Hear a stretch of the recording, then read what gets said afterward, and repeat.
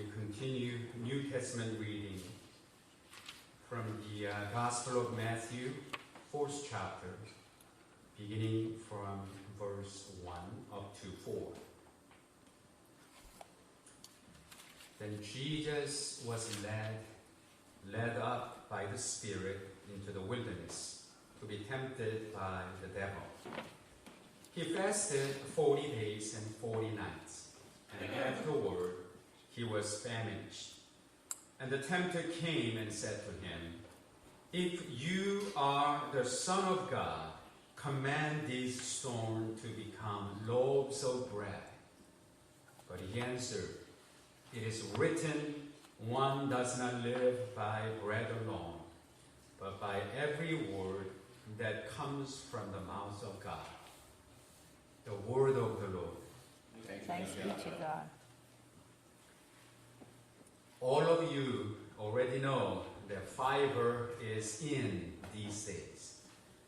Every newspaper, magazines, internet blogs, and television labor us with its praises and promise us a new vitality, new health, if we just take enough fiber. I would like to invite you to see a very short clips about this advertisement. Fiber is in your breakfast cereal, it's in your salad at lunch, it can even be found in your snacks.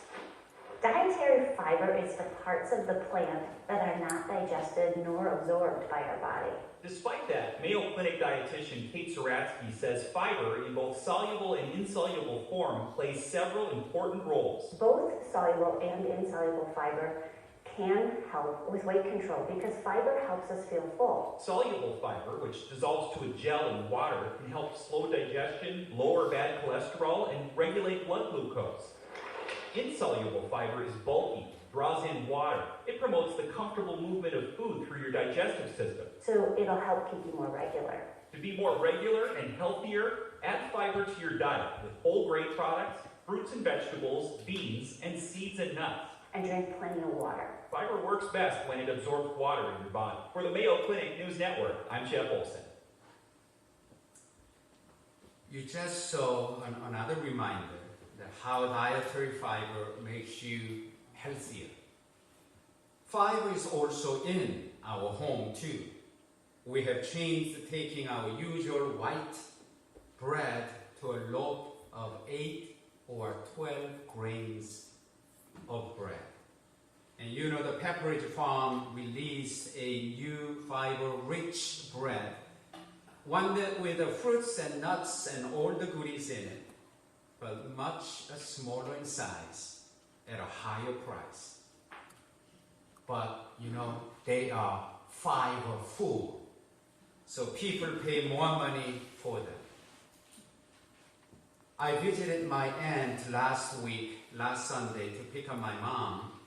At my Aunt Sharon's home, I saw a chart in a kitchen and there was a concentric circles on it that illustrate the best and the worst form of fiber-rich foods. There are at the centers, as you know, broccoli, cauliflower, sweet potatoes, Brussels sprouts, and carrots, and of course, there is also oat brands, which now not only provides you with good fibers, but also lowers your cholesterol. Well, you know all of that. People today are much better informed about what makes for and constitute a good health than ever before. And you also know that the lack of proper nutrition does harm, indeed a serious harm to our bodies as well. And there is no doubt about that one needs a good food in order to stay healthy. Lack of nourishment produces parodies of humanity. Think of the thousands and thousands in Ethiopia, Rwanda, Chad, Haiti, Sri Lanka, Sudan, and North Korea, and other areas of our world, in which 1 great hour of sharing offerings that we offer from our worship in this very place and throughout all Presbyterian Church brings a welcome aid for those who are stricken with poverty. But that kind of calamity happens too within our own country, in places where poverty is rampant, such as big urban areas where, in spite of our great wealth, the poor still suffer. Poor diet emaciates and it erodes those things in our lives which makes for our wholeness as a human being. It saps our energies, make us listless and tired until we die. I think there is no possible excuse for children to go hungry in the richest country in the world like in America. Yet it does happen. Every day in every community in our country, more than 12 million children in the U.S. live in quote-unquote food insecure home. Food insecure home.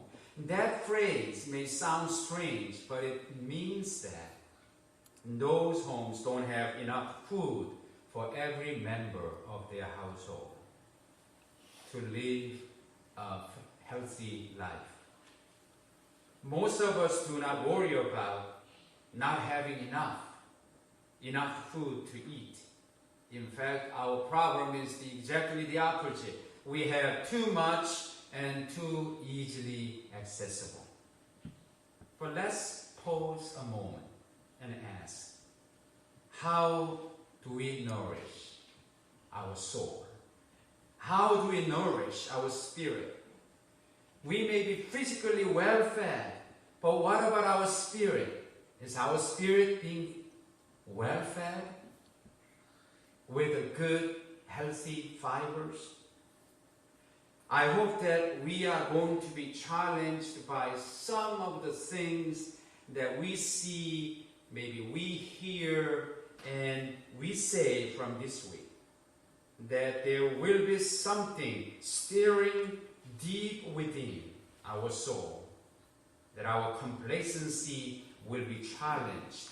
That there will be things about us that will respond to God's love and God's grace in Jesus more than before. And that's why I want to talk to you about spiritual health, about the wholeness that Christ wants us all, and about some of the ways that Jesus spoke to his friends about how to achieve this. We read from today's passage about Jesus' temptation on the mount outside of Jericho, because that story embodies a truth for all of us, that no matter how great, no matter how strong we think we are spiritually, physically, emotionally, how close we may feel to God, temptation is always close at hand. Jesus had just heard God saying that you are my beloved Son, in whom I am well pleased. And then the different voice came later. Turn this storm into a breath. You see, the danger is that we often equate our urgent physical and circumstantial needs with a spiritual need. We equate feelings with the spiritual power, that we may equate how we feel physically with a like ability in spiritual things. And then we fall and fail to escape a snake-like bite of temptation. I was impressed last year as I saw some of those Pyeongchang, 2018 Winter Olympic, by an interview with one of the finest Olympic short track skater, and her name I remember was Min Chung Choi from South Korea. The reporter talked with her about her training, about her discipline, about her dedication to become the very best in the world. And then toward the end of the interview, she said, "Skating is fine. I like it very much. But the, best thing about my life is my relationship with Jesus Christ. He is the most important one and important thing to me." For sure, for some people, being the very best in whatever field one might be would be enough of goal to reach. But for this person, for her, you see, there was something more about in her life. That's why Paul could write, "All of these things that I count, but refuse for the sake of knowing Christ Jesus my Lord." As you know, Marilyn Monroe could have the world kneeling at her feet, sought after by more than one could ever imagine. But she ended her life in suicide because there was something more she needed, but she did not have. Now that's why Jesus was getting at when he replied to the tempter, "A person cannot live on bread alone." There is something deep within us, all that needed to be fed on more than this world's finest porridge, and to drink from more than this world's finest wine. You may think that you have yourself all wrapped up in a very neat little bundles now, that you are quite self-sufficient, that the way you are is okay. But you need to listen to someone besides yourself. You need to tune into Jesus. There is a danger, you see, in seeming to be fine on the outside, when internally your soul may be starving spiritually, stricken away because you cannot find meanings, or something that drives you and gives you energy in your life. Simply it's true. You and I cannot live on.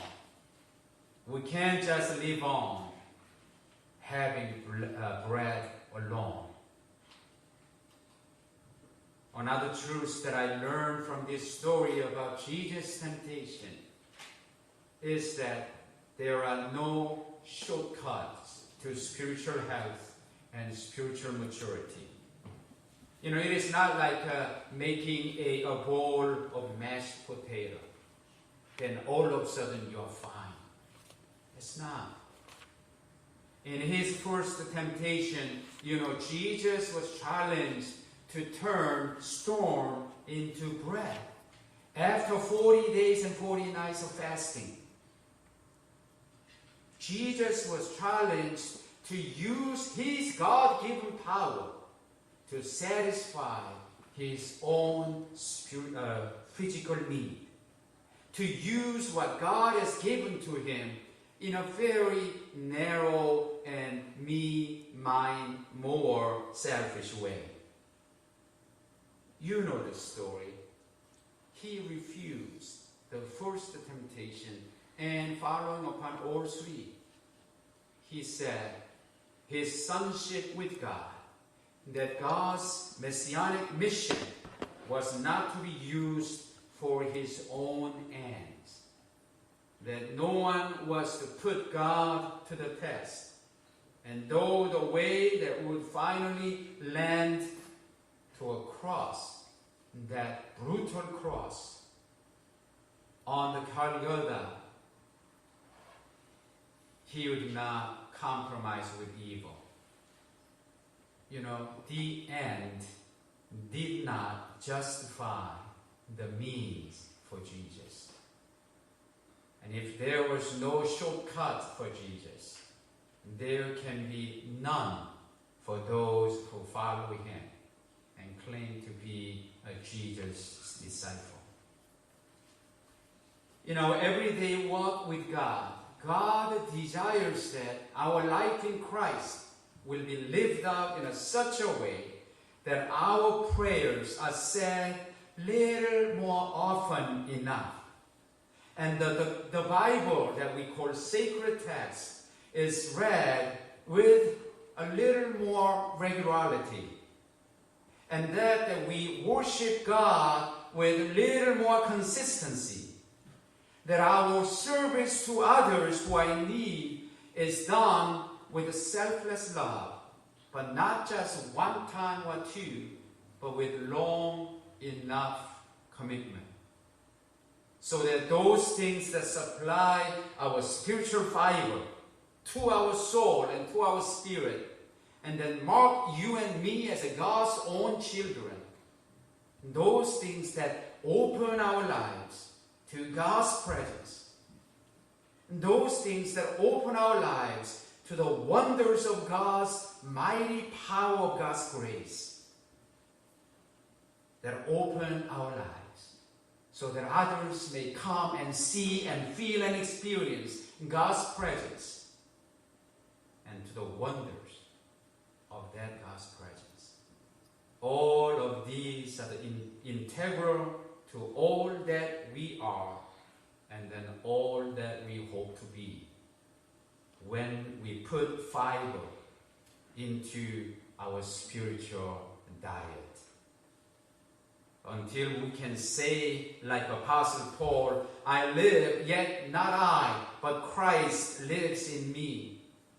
And then that you can separate the one from the other. If anything be within you today responds to that. If there is something inside of you that say, oh, if I could only be like that, if I could only turn over that part of me that still hasn't been turned over to Christ, I encourage you to allow whatever that is that's urging you now. I encourage you to let that go in your life, to let it flow and let it become the consuming power of all that is in you, of all that you want to be, and all that you hope to be in Jesus Christ. And then you and I will know what it truly means when Jesus says, a person cannot live by bread alone, but every word that proceeds from the mouth of God. May our loving God and good God fill yours and my soul with a heavenly manna throughout this week, and especially those who begin another new academic year. Strengthen you in your study, filled with joys and meanings and purpose. In the name of God, the Father, and Christ the Son, and the Holy Spirit. Amen.